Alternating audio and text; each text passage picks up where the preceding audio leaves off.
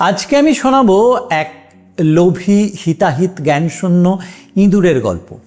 তার আগে নিত্যনৈমিত্তিক যে অনুরোধটা রেখে যাই, সেই অনুরোধটা একটু রেখে যাই।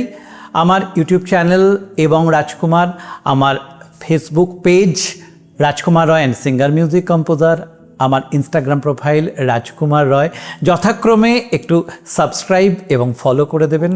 এবং আপনাদের ভালো লাগলে অবশ্যই একটি কমেন্ট, একটি লাইক করে রাখবেন।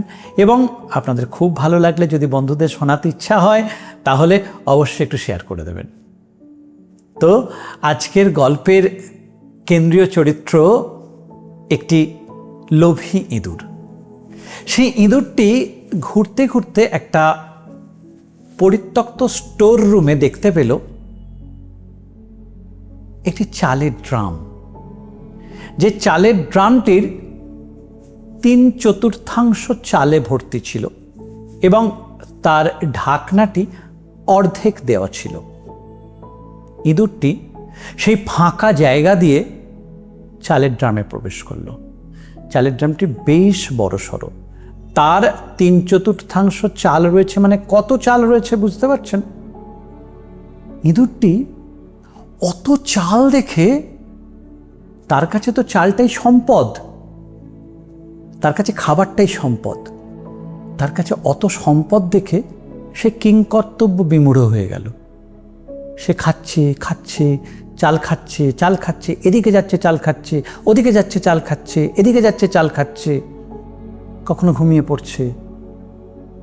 সে ঈশ্বরকে ধন্যবাদ দিতে থাকলো, আমার জীবদ্দশাতে তুমি আমাকে এত সুখ দিলে ঈশ্বর, এত সম্পদের অধিকারী করলে ঈশ্বর। সে খাচ্ছে খাচ্ছে, ঘুমাচ্ছে ঘুমাচ্ছে। সে যত খাচ্ছে চালের ড্রামে চালের পরিমাণ কমছে। ইঁদুরটি আস্তে আস্তে চালের স্তর নামছে, ইঁদুরটিও আস্তে আস্তে নামতে থাকছে।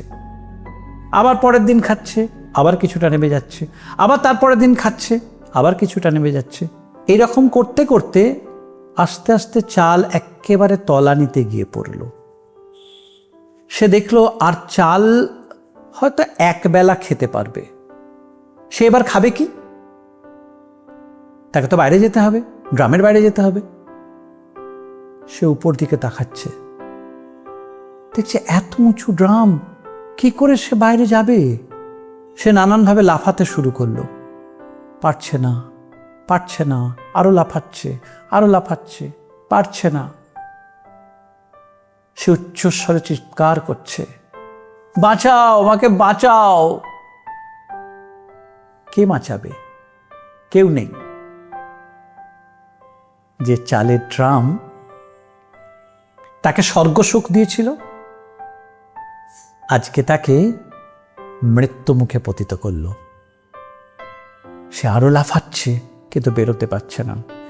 একটা সময় তার লাফানির চোটে চালের ড্রামের যে ঢাকনাটি ছিল সেটি সরে গিয়ে চালের ড্রামটিকে পুরো বদ্ধ করে দিল। খাবার নেই, বাতাস নেই, আলো নেই। ইঁদুরটি আস্তে আস্তে মারা গেল। এর থেকে আমরা কোন উপসংহারে আসতে পারি বলুন তো? অতিরিক্ত লোভ আমাদের হিতাহিত জ্ঞান শূন্য করে তোলে, আমাদের মৃত্যু পর্যন্ত ঘটিয়ে দিতে পারে অতিরিক্ত লোভ। যে চালের ড্রাম এবং চাল ইঁদুরের কাছে একদিন স্বর্গসুখের অনুভূতি দিয়েছিল, তাই আজ তার কাছে মৃত্যু কূপে পরিণত হয়েছে। ঈশ্বর সব কিছু দিয়ে দেখেন, যদি নির্লোভ হতে পারো, নিরহংকারী হতে পারো এবং সমস্ত প্রলোভনের বাইরে থাকতে পারো, তবেই তুমি সুখী হবে, তবেই তুমি শান্তিতে থাকবে। নচেত তোমাকে মৃত্যু মুখে পতিত হতে হবে। অনায়াসে যা কিছু আসে তা শান্তি দিতে পারে না, তা সুখ দিতে পারে না, তা ক্ষণস্থায়ী হয়। তার জালে পড়ো না। একটা সময় সেই জাল তোমাকে এমনভাবে আষ্টে পৃষ্ঠে বেঁধে ফেলবে, তুমি শ্বাস নিতে পারবে না। তুমি যে চক্রব্যূহে পড়ে যাবে, তার থেকে বেরোতে পারবে না। তাই লোভ, অহংকার পরিত্যাগ করুন, সৎ হন, আদর্শবান হন, নিষ্ঠাবান হন। জীবনে বাঁচার মানে খুঁজে পাবেন, অনেকটা আলো পাবেন, অনেকটা শান্তি পাবেন, প্রাণ ভরে নিঃশ্বাস নিতে পারবেন। ভালো থাকবেন।